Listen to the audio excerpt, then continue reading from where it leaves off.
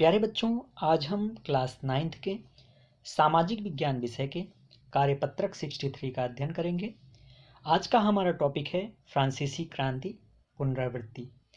प्यारे बच्चों, नीचे कुछ प्रश्न दिए गए हैं, आइए इनको पढ़ते हैं और इनके उत्तर हल करने का प्रयास करते हैं।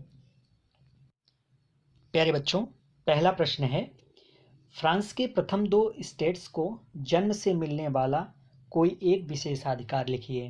प्यारे बच्चों, तो प्रथम दो स्टेट कौन कौन से थे? 3 स्टेट में डिवाइड हुए थे, जिसमें से प्रथम 2 स्टेट कौन कौन से थे? पादरी वर्ग और कुलीन वर्ग। तो पादरी वर्ग और कुलीन वर्ग को बच्चों राज्य को दिए जाने वाले करों से छूट प्राप्त थी। ये इन्हें जन्म सिद्ध अधिकार प्राप्त था, इन्हें जो है जन्म से मिलने वाला अधिकार था। प्यारे बच्चों, नेक्स्ट क्वेश्चन है आपका, लुई 16वां के फ्रांस के राजा बनने के समय राजकोष क्यों खाली था? कोई एक उदाहरण लिखना है। तो प्यारे बच्चों, लंबे अरसे तक चले युद्ध के चलते फ्रांस के वित्तीय संसाधन नष्ट हो चुके थे। तो अगला क्वेश्चन है बच्चों, रिक्त स्थान भरिए। फ्रांस के राजा, खाली स्थान है, ने वाटरलू का युद्ध 1815 ईस्वी में लड़ा। तो प्यारे बच्चों, नेपोलियन बोनापार्ट ने जो है वो वाटरलू का युद्ध 1815 ईस्वी में लड़ा था। नेक्स्ट क्वेश्चन है, रिक्त स्थान को भरिए। ये फ्रांस है, फ्रांस में खाली स्थान का किला की निरंकुश शक्तियों का प्रतीक था। तो प्यारे बच्चों, फ्रांस में बास्तील का किला जो है वो निरंकुश शक्तियों का प्रतीक था। नेक्स्ट क्वेश्चन है, पांचवा क्वेश्चन है, वाक्य को ऐतिहासिक तथ्यों के आधार पर सही करके पुनः लिखना है। लुई 16वां चोल वंश का राजा था। तो प्यारे बच्चों, इसमें जो चोल वंश लिखा हुआ है बच्चों ये गलत है। तो लुई 16वां बूर्बो राजवंश का राजा था। तो इसका आंसर हो जाएगा लुई 16वां बूर्बो राजवंश का राजा था। प्यारे बच्चों, आइए नेक्स्ट क्वेश्चन देखते हैं। अगला क्वेश्चन है आपका क्वेश्चन नंबर 6, वाक्य को ऐतिहासिक तथ्यों के अनुसार सही करके पुनः लिखिए। चर्च के पादरी फ्रांस के तृतीय स्टेट में आते थे। इसका आंसर हो जाएगा चर्च के पादरी फ्रांस के प्रथम स्टेट में आते थे। तो पादरी लोग जो है वो प्रथम स्टेट में थे। द्वितीय स्टेट में कुलीन वर्ग आते थे। तृतीय स्टेट में आने कृषक वर्ग, उसको भी 3 पार्ट में डिवाइड किया गया था। तो प्यारे बच्चों, तो चर्च के पादरी फ्रांस के प्रथम स्टेट के अंतर्गत आते थे, प्रथम स्टेट के अंतर्गत। अगला क्वेश्चन है, सही विकल्प चुनिए। फ्रांस में 1794 ईस्वी तक चलने वाली मुद्रा का क्या नाम था? तो प्यारे बच्चों, लिब्रे था।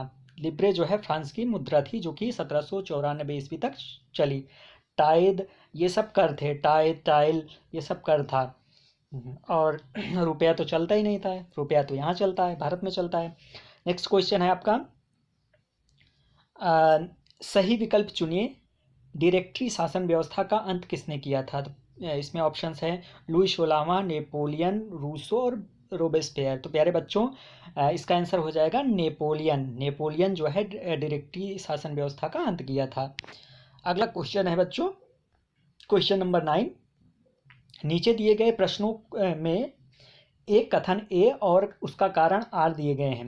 इन वाक्यों को पढ़कर सही विकल्प का चयन करना है। कथन ए है, 21 जनवरी 1793 ईस्वी को लुई 16 को फांसी दे दी गई थी। प्यारे बच्चों, ये सही है। कारण आर, उसने फ्रांस के खिलाफ राजद्रोह की साजिश रची थी। प्यारे बच्चों, सही है। तो इसका आंसर क्या हो जाएगा? ये दोनों सही हैं, क्योंकि उसने फ्रांस के खिलाफ जो है राजद्रोह की साजिश रची थी, ये भी सही है। तो इसलिए जो है इसका आंसर क्या हो जाएगा? क्वेश्चन नंबर ऑप्शन नंबर 1 सही हो जाएगा। ए और आर दोनों सही हैं तथा ए आर की सही व्याख्या करता है। नेक्स्ट क्वेश्चन है बच्चों आपका क्वेश्चन नंबर 10, कि नीचे दिए गए प्रश्न में एक कथन ए और उसका कारण आर दिए गए हैं। इन वाक्यों को पढ़कर सही विकल्प का चयन कीजिए। तो प्यारे बच्चों, कथन है 1793 ईस्वी से 1794 ईस्वी के फ्रांसीसी काल को शांति का काल भी कहते हैं। नहीं बच्चों, ये गलत है। कारण इस दौरान रोबेस्पियर ने क्रूरतापूर्वक राज किया था। हाँ, ये सही है बच्चों, कि इसने रोबेस्पियर जो है क्रूरतापूर्वक राज किया था, ये सही है। इसका मतलब बच्चों कथन ए सही है लेकिन कारण आर गलत है। तो इसका क्या हो जाएगा? ए सही है पर आर गलत है। ए गलत है, सॉरी, ए गलत है, ए गलत है और आर सही है। कोई आंसर नंबर इसका डी सही हो जाएगा। ऑप्शन इसका डी सही हो जाएगा कि ए गलत है और आर सही है। ठीक है प्यारे बच्चों, इस प्रकार आज हम क्लास 9th के कार्यपत्रक हिस्ट्री 3 का अध्ययन किया। प्यारे बच्चों, कोविड-19 के विरुद्ध लड़ाई में हमें सुरक्षित रहने के लिए 2 गज अथवा 6 फीट की शारीरिक दूरी का पालन करना है। यह कार्य सभी को करना है।